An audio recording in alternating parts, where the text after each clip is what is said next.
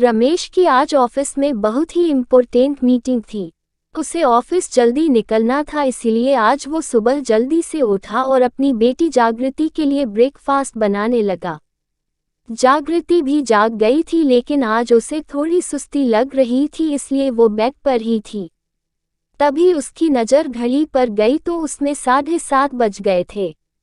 जागृति, अरे बाप रे, 8 बजे बज गए। पता नहीं क्या हो गया मुझे, आज इतनी देर तक सोई रही।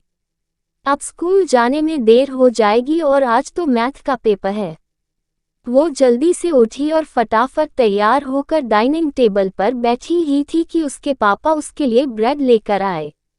ब्रेड को देखकर जागृति ने कहा, जागृति, पापा, ये ब्रेड का क्या किया आपने? ये तो पूरी तरह जल गई है।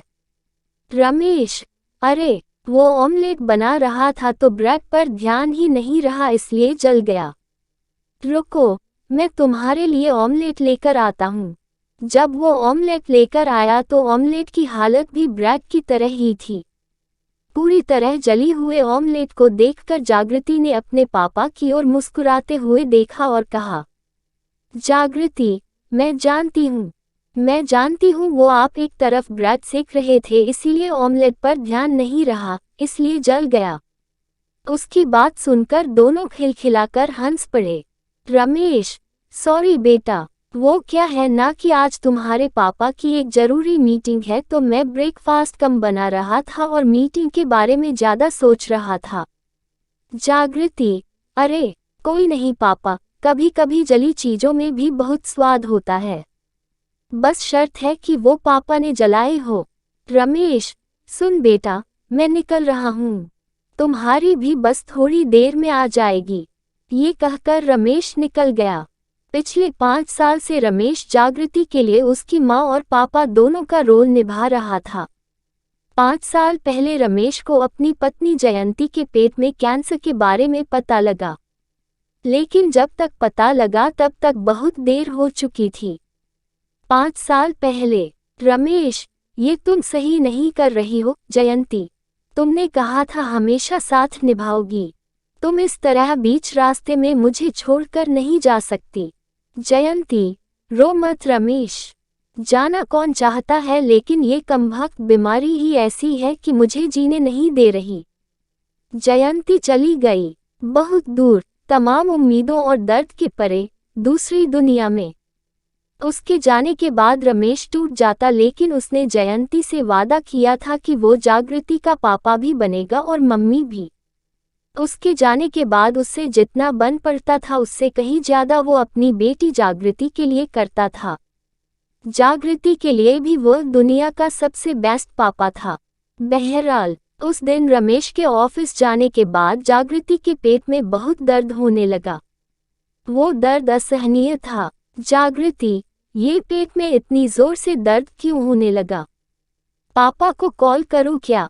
नहीं, उनकी तो आज बहुत ही इम्पोर्टेंट मीटिंग है।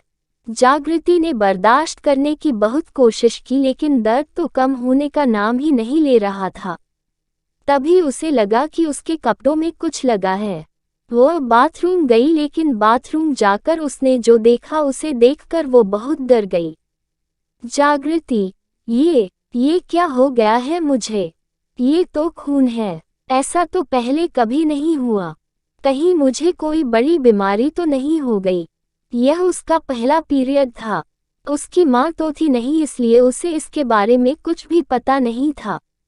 वो बेहद डर गई थी।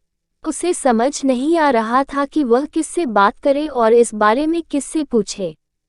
उसने अपनी बेस्ट फ्रेंड श्वेता को फ़ोन किया, लेकिन उस दिन फ़ोन का नेटवर्क बहुत ही खराब था। वो उसे फ़ोन पर अपनी कंडीशन बताने की कोशिश करने लगी, लेकिन जागृति, तू सुन रही है ना श्वेता, मैं क्या कह रही हूँ? श्वेता, यार जागृति, तू जोर से बोलना, तेरी आवाज़ बिल्कुल नहीं आ रही है। इसी बीच फ़ोन कट गया। जागृति ने फिर से श्वेता को कॉल करने की कोशिश की, लेकिन उसका नंबर नहीं लगा। वैसे तो जागृति के और भी दोस्त थे, लेकिन वह किसे फ़ोन कर ये सब बताए, उसे समझ नहीं आ रहा था। स्कूल की बस के आने का समय भी हो रहा था। आज वो स्कूल छोड़ भी नहीं सकती थी क्योंकि आज उसका मैथ्स का पेपर था। वो अपने ख्यालों में खोई हुई थी। तभी स्कूल के बस के हॉर्न की आवाज आई। वो अनमने ढंग से स्कूल बस की ओर निकल पड़ी। जैसे ही वो बस में चढ़ी, सभी स्टूडेंट्स उसे घूर घूर कर देखने लगे। जागृति, ये सभी लोग मुझे घूर घूर कर देख रहे हैं। जरूर इन्हें भी मेरे कपड़ों में लगा खून दिख गया होगा। अब इन सभी को पता लग जाएगा कि मुझे खतरनाक बीमारी हो गई है और सभी मुझसे दूर रहना चाहेंगे, कोई मेरे पास नहीं आएगा। जैसा जागृति ने सोचा था, बस में बैठी सारी लड़कियां उसके साथ वैसा ही व्यवहार कर रही थी। सीमा, अरे अलका, पूनम, मालती, इस जागृति से दूर ही रहना। सब लोग देख रही हो ना, उसके कपड़ों में खून लगा है। उसे बहुत खतरनाक बीमारी हो गई है। उससे दूर रहना होगा हमें। अलका, हाँ सीमा, सही कह रही हो। हम नहीं बैठेंगे उसके साथ। कहीं हमें भी ये बीमारी हो गई तो। जागृति की सीट के बगल में उस दिन बस में कोई नहीं बैठा। उधर जब वो स्कूल पहुंची तो वहां भी सभी का यही हाल था। सभी उसे घूर घूर कर देख रहे थे और अजीब अजीब बातें कर रहे थे। सीमा, ओए, बड़ी अंदर की खबर लाई हूँ। जागृति ना ऊपर जाने वाली है।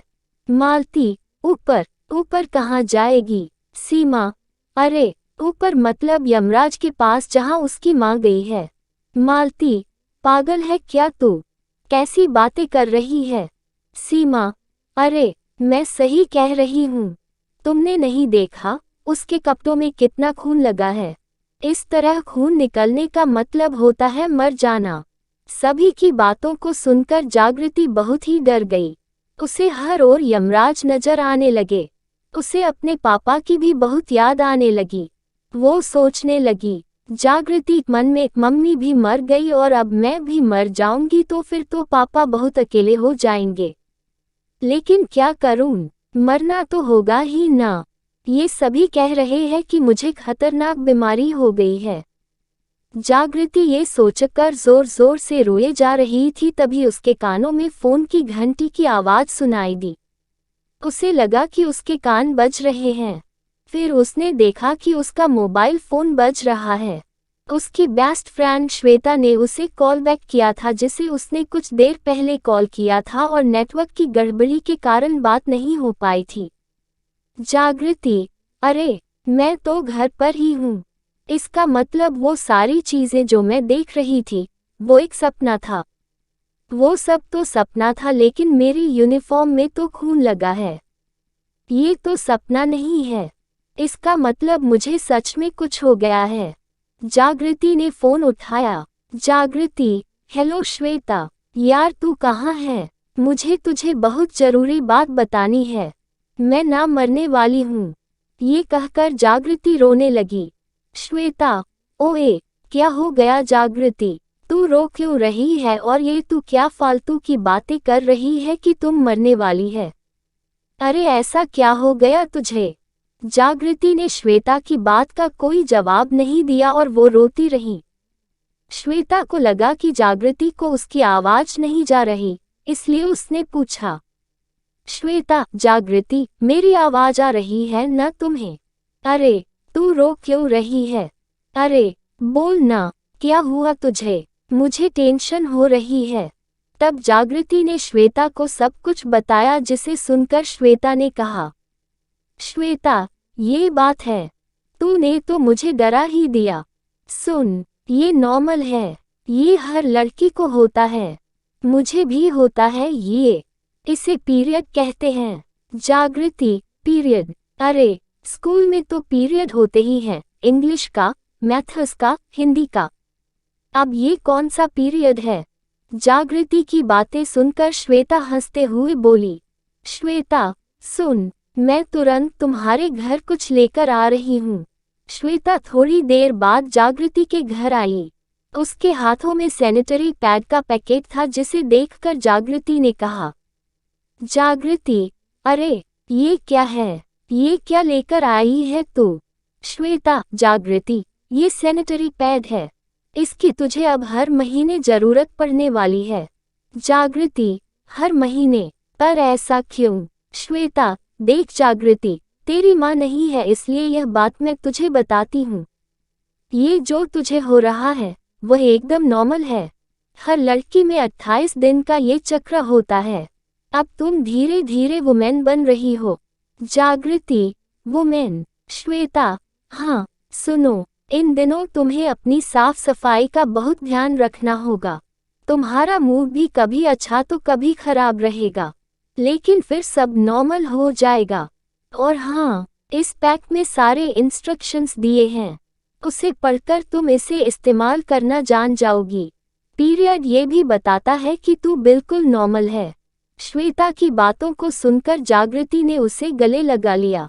दोस्तों, आज भी लड़कियां पीरियड को लेकर ज़्यादा जागरूक नहीं हैं। वो डर जाती है जब उन्हें पहली बार पीरियड होता है। संकोचवश वो किसी से कुछ भी नहीं कह पाती और वो अपने आप को दोषी समझने लगती हैं। आप उन्हें समझाएं, ये तो एक प्रक्रिया है जिसका हर लड़की को सामना करना पड़ता है और ये बहुत ही सामान्य प्रक्रिया है। इसलिए डरे नहीं, जागरूक बने।